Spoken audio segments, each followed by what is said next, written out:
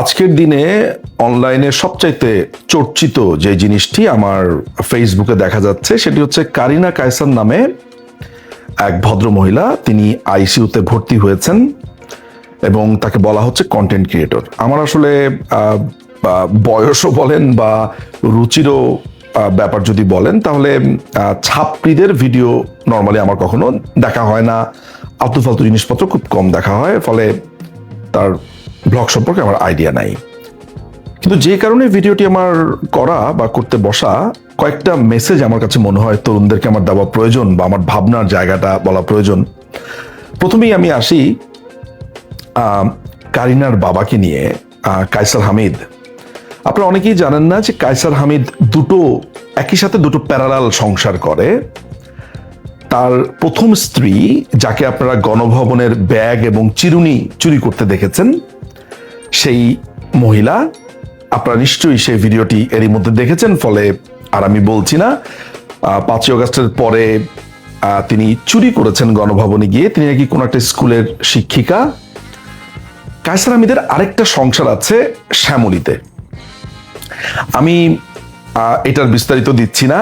তো এবার যখন 2024-এর যখন 7ই জানুয়ারির ইলেকশন হলো, তখন তার যে দ্বিতীয় স্ত্রী ভাবিকে আমি খুব পছন্দ করি। উনি একজন অসম্ভব ভালো মানুষ আমার কাছে মনে হয়েছে।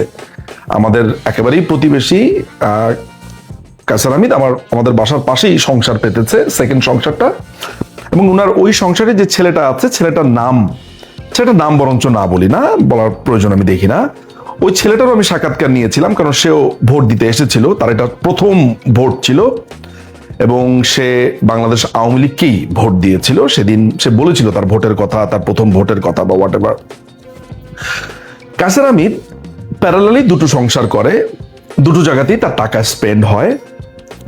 এর আগে MLM ব্যবসা করে অসংখ্য মানুষকে ফতুর করেছে, সহায় সম্বলহীন করেছে এবং তাকে 2012 সালে বা 19 সালে সম্ভবত গ্রেফতারও হতে হয়েছিল, আমি যতদূর যদি ভুল না করে থাকি। কায়সার হামিদকে আমি এর আগে থেকেও চিনি। একভাবে তো চিনি, তিনি বাংলাদেশের one of the best defender ছিলেন। আপনারা যারা জানেন না, তিনি মোহামেডানে খেলতেন, পরে মনে হয় মুক্তিযুদ্ধ সংসদে গেছেন মনে হয়। বাট তিনি কিন্তু খুবই ভালো ফুটবল খেলতেন, খুব ভালো ডিফেন্ডার ছিলেন এবং হালি গোল খেয়ে আসতেন, এটাও সত্যি কথা। বাট বাংলাদেশের যে অ্যাভারেজ হাইট বা উচ্চতা, শক্তি, তার জায়গা থেকে কায়সার হামিদ অনন্য ছিল। রেসিডেন্সিয়াল মডেল স্কুলে মোহামেডান প্র্যাকটিস করত। হামিদ সাহেব যদি এই ভিডিওটা দেখেন, মনে করতে পারবেন 90-এর দশকের শুরুর দিকের ঘটনা বা মাঝামাঝি সময়ের ঘটনা। আমাদের স্কুলে তিনি তখন মোহামেডান তখন আসতো। ওই যে লাডি বাবা লোলা, বোডে বাবা লোলা, সত্যজিৎ রায় রূপু, আরমান, তারপর হচ্ছে আফজাল তারপর হচ্ছে আলফাজ, আরমান মিয়া, আলফাজ। ওই সময়টাতে আমাদের বড় মাঠটা, রেসিডেন্সিয়ালের ওই মসজিদের সামনের যেই বড় মাঠটা, বিশাল মাঠটাতে তারা প্র্যাকটিস করতো মোহামেডান। তো আমরা স্কুলের পরপরই আমরা গিয়ে দাঁড়া থাকতাম, খেলা দেখতাম, মোহামেডানের প্র্যাকটিস দেখতাম। আসলে এটা তো প্র্যাকটিস হিসেবে তারা লিজ নিয়েছিল, ভাড়া নিয়েছিল। আমার মনে আছে আমাদের আরেক বড় ভাই সেখানে খেলতে আসতেন, আমাদের রিপ্পি ভাইও তো গত হয়েছেন। যাই হোক, স্মৃতির মন্থন বাদ দেই। সেটা হচ্ছে যে কায়সার হামিদকে আমরা এভাবেই চিনি। 5ই আগস্টের পরে কায়সার হামিদের যে এই চুরি দেখতে গিয়েছিলাম, যে গণভবনের প্রিন্টার চুরি করেছে, ল্যাপটপ চুরি করেছে, তার ওয়াইফ ব্যাগ চুরি করেছে, কারিনা তার পাশেই দাঁড়িয়েছিল। এখন একটা গণভবনের চুন্নি, সে আইসিইউতে ভর্তি হলে তাকে কি আমি অভিসম্পাত করব? আমি নিশ্চিত, আমি যদি আজকে বলি যে ও মরে যাক, তরুণরা এটা পছন্দ করবে না। তরুণরা বলবে যে নিঝুম ভাই, আপনাকে একটা রিজনেবল মানুষ মনে করি, চূড়ান্ত শত্রুকেও মৃত্যুর জন্য আপনি আহ্বান করতে পারেন না। না, আমি আপনাদের সাথে একমত। আমি আমার চূড়ান্ত শত্রুর মৃত্যুর জন্য বলতে পারি না যে ও মরে যাক, আমি করব না।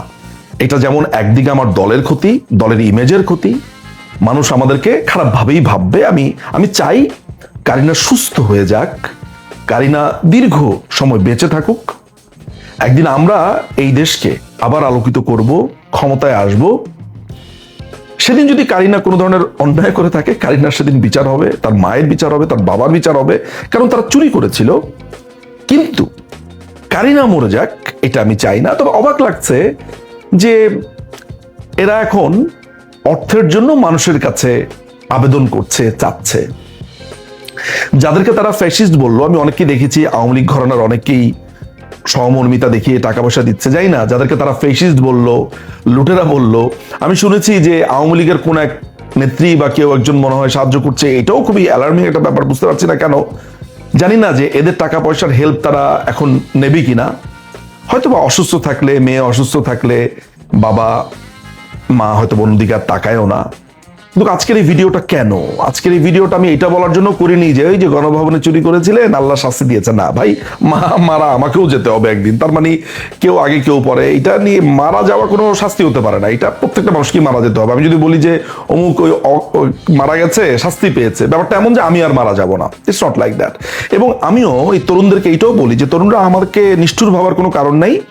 কারিনার ব্যাপারে দুঃখবোধ আছে, কষ্ট আছে, ভয়ঙ্কর রকমের বিতৃষ্ণা আছে, কিন্তু তাই বলে এটা বলবো না যে ও মরে যাক, অক্কা পাক। না, অসুস্থ হয়ে উঠুক। কিন্তু এটাও মনে করিয়ে দেই, আজকে কারিনা কিন্তু প্রত্যেকের সহমর্মিতা, ভালোবাসা, আদর, স্নেহ পেতে পারত। সবাই মিলে কিন্তু আজকে কারিনাকে সাহায্য করত। কিন্তু দেখুন, এই নোংরা কাজটার কারণে বাংলাদেশের একটা বড় অংশ যারা মুক্তিযুদ্ধের, মুক্ত বুদ্ধির, যারা বঙ্গবন্ধুকে ভালোবাসে, যারা আওয়ামী লীগকে ভালোবাসে, আমি আওয়ামী লীগ বাদই দিলাম, যারা মুক্তিযুদ্ধের পক্ষের, তারা কিন্তু এই মেয়েটা থেকে সরে এসেছে। সে গণশত্রুতে পরিণত হয়েছে। খুব গুটি কয়েক কিছু মানুষ, এমনকি ওই হুজুররাও দেখলাম একে গালিগালাজ করছে, যাদের পক্ষে এই মেয়েটাও ছিল, তারাও নেই পাশে। তো শেষ পর্যন্ত ওই বাংলাদেশ আওয়ামী লীগের মানবিক কিছু মানুষজনই ভেতরে ভেতরে এদেরকে সাহায্য করছে, নিশ্চয়ই চিকিৎসা করুক। আবার ইন্ডিয়াতেও যেতে যাচ্ছে। আমরা চাইলে কিন্তু এখন ক্যাম্পেইন করতে পারি যে ওকে ইন্ডিয়ার ভিসা না দেওয়া হোক, বলতে পারি আমরা, কিন্তু না, সেটাও আমরা করব না। বাংলাদেশ আওয়ামী লীগ ঠিক এমন। আজকে নেত্রী যদি থাকতেন, আমি নিশ্চিত সরকারি অনুদান দেওয়া হতো, তাকে চিকিৎসার জন্য দেওয়া হতো। যেমন গাজী মাজহারুল আনোয়ার সারা জীবন বিএনপি করেছে, বা আপনার যে আগুনের বাবা, এরা আজীবন পাকিস্তানপন্থী বিএনপি করেছে, কিন্তু এদের পরিবারকে ঠিকই মাননীয় প্রধানমন্ত্রী ওইটাকে আলাদা করে দেখেছেন। তিনি মির্জা ফখরুল ইসলাম আলমগীর তাকে চিকিৎসার জন্য টাকা দিয়েছেন। সে বিএনপির মহাসচিব না কি, এগুলো মাননীয় প্রধানমন্ত্রী দেখেন নাই। শুধু এতটুকু বলার জন্য যে আমরা মানবিক, আমরা মানুষের মৃত্যু কামনা করি না, আমরা মানুষের কষ্টে দুঃখ পাই, যন্ত্রণা পাই, এবং আমরা মনেও রাখি কে আমাদের সাথে কি করেছে। তরুণদেরকে এই মেসেজগুলো দেওয়ার জন্যই এই ভিডিওটি করেছি। অনেক ধন্যবাদ।